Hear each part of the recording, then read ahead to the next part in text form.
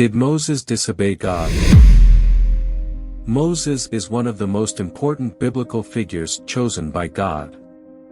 During his life, Moses led the Israelites out of slavery in Egypt, through the desert to the Promised Land, while receiving the Ten Commandments and the Bible from God. When Moses was nearing the end of his days, and although he was not allowed to enter the Promised Land, he had some final words of wisdom and guidance to convey to his people. Moses, a pivotal figure in biblical history, was born to Amram and Yocheved, who was part of the Levi tribe. His extraordinary life is thoroughly described in the book of Exodus. He descended from Jacob and traced his lineage to ancient Egypt. Yocheved faced an impossible predicament when Pharaoh ordered the execution of all male Israelites' babies, in order to save her newborn son Moses. Yocheved made the daring decision to put him in a basket and send it down the Nile. Moses was discovered by Pharaoh's daughter and raised in the royal palace. Raised in the court of an Egyptian king, Moses never felt alienated from his own people. He forged strong connections with them, and even his privileged life in the palace did not come between him and his culture. Does not make Moses act against his brother, rather, it encourages him to act in favor of his brother. In fact, the first incident we are told about the young Moses describes his strong attachment to his brother. He has moved away from the luxurious lifestyle of the Pharaoh's court, and instead pays attention to the plight of his enslaved brothers. He is impressed by the social contrast between the Egyptians and the Israelites, obliges him to leave Pharaoh's house and pursue justice. His memories and experiences during his childhood were deeply embedded in his conscience. The memories shaped his way of thinking and acting and ultimately influenced his life. Fleeing Egypt after he killed an Egyptian commander known to have mistreated an Israelite slave, Moses made his way to Midian, where he married Sipporah, daughter of the Midian priest Jethro. After a few years in the house of Jethro, the priest of Midian, Moses receives a revelation from God on Mount Sinai in the burning bush. Exodus 3 verse 2. There the angel of the Lord appeared to him in a blazing fire from within a bush. Moses saw the bush ablaze with fire, but it was not consumed. God introduces himself to Moses. I am the God of your father, the God of Abraham, the God of Isaac, and the God of Jacob. God assigns him the mission to redeem the Israelites from Egypt, and asks Pharaoh to release them. But Moses is afraid and refuses the mission. I am not suitable to address Pharaoh, and I am not fit to lead the Israelites. Various claims that God is trying to deal with. Moses has a long and difficult argument with God, and is not tempted into the position after a short persuasion. In fact, Moses will only agree after God challenges him. God's response to the refusal. Exodus 3 verse 12. I will be with you, and this will be the sign to you that it is I who sent you. When you have brought the people out of Egypt, you will worship God on this mountain. This is proof of God's presence. And this is a sign for you, because I sent you when you bring the people out of Egypt. You will worship God on this mountain. Only when the entire nation of Israelites stands here at the foot of the mountain, only then will you actually know that this entire dramatic move was caused by me and not by chance, and not as your hallucination. God tells Moses that he is aware of the plight of the Israelites, oppressed by slavery in Egypt. As a result, He gave Moses the task of leading the Israelites out of slavery and guiding them to safety in the promised land. With the help of his brother Aaron, Moses confronted Pharaoh and demanded that he release the Israelites.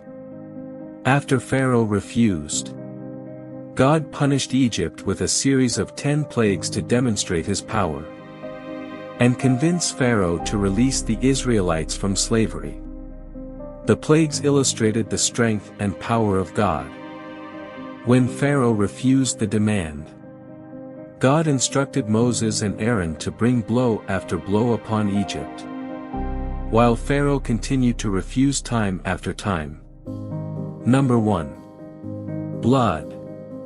The water in the Nile turned to blood and the fish died. Number 2. Frogs. Masses of frogs are spreading throughout the land of Egypt and invading homes. Number 3. Lice. Masses of lice attacked the Egyptians, filling all of Egypt. Number 4. Flies filled the houses of the Egyptians and their land. Number 5. Livestock. A plague consumed all the animals of Egypt. Number 6. Boil. A disease of smallpox attacked the Egyptians and their animals. Number 7. Hail. Heavy hail fell in the land of Egypt, breaking trees, damaging agricultural crops, and killing people and animals that were outside the houses. Number 8. Locust. Heavy locust came to the land of Egypt and ate all the crops left after the hail. Number 9. Darkness. Total darkness prevailed in Egypt for 3 days. Number 10, and the final plague. The final plague was the death of the firstborn in every household in Egypt, except for the Israelites. Finally, Pharaoh relented and allowed the Israelites to leave. But he changed his mind and pursued them with his army. The Israelites were trapped at the edge of the Red Sea, with Pharaoh's army approaching from behind. Moses, at God's command, parted the waters of the sea, and the Israelites were able to escape across the dry land. Pharaoh's army was drowned as the waters closed again, while the Israelites marched to the Shur desert. They faced a lack of water. By God's instructions, Moses used his staff to hit a rock, and water gushed out of it, satisfying their thirst. During their journey, the Israelites lacked food in the desert of Sin.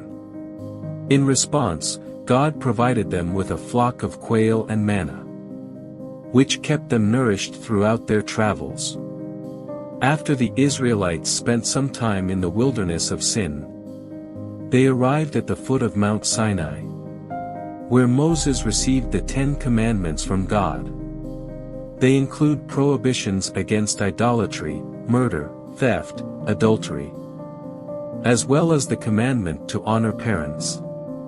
Moses was punished because he disobeyed God, and therefore did not enter the promised land, described in the book of Numbers. First reason: he disobeyed God's commandment to speak to the rock, to bring out water for the Israelites. The Israelites who walked in the desert and reached the desert of Zin needed water. However, Moses was angry with the Israelites and struck the rock with his staff instead of speaking to it. Water did come out of the rock, but God was not pleased with Moses' disobedience. Second reason: Moses and the Israelites camped at the border of the promised land, and God commanded Moses to send spies into the land to assess its inhabitants and resources. That the spies returned and report that the land abounds with milk and honey, but is also inhabited by very powerful nations. The Israelites were afraid to enter the land, and doubted God's ability to help them conquer it. As a punishment for their lack of faith, God decreed that the Israelites would wander in the desert for 40 years, until the generation that doubted his promise died. Moses was among those who were not allowed to enter to the promised land. Numbers 20:12.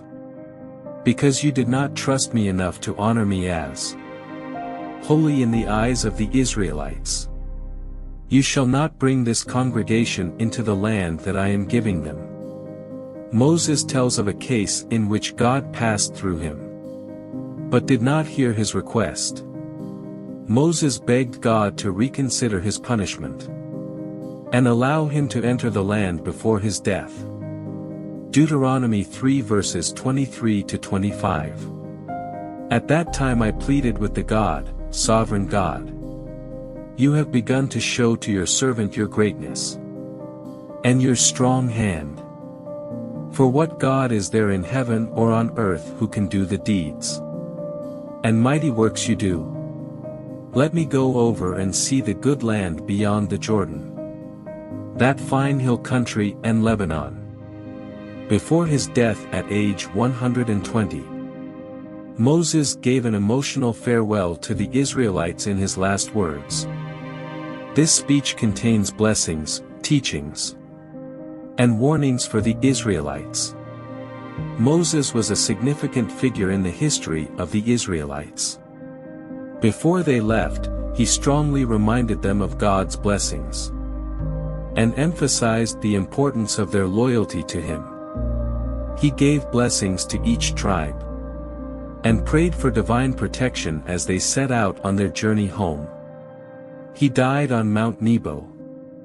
He is remembered for the great faith he showed in God, his deep humility, and his devotion to the leadership of the Israelites. Moses' legacy continues to this very day.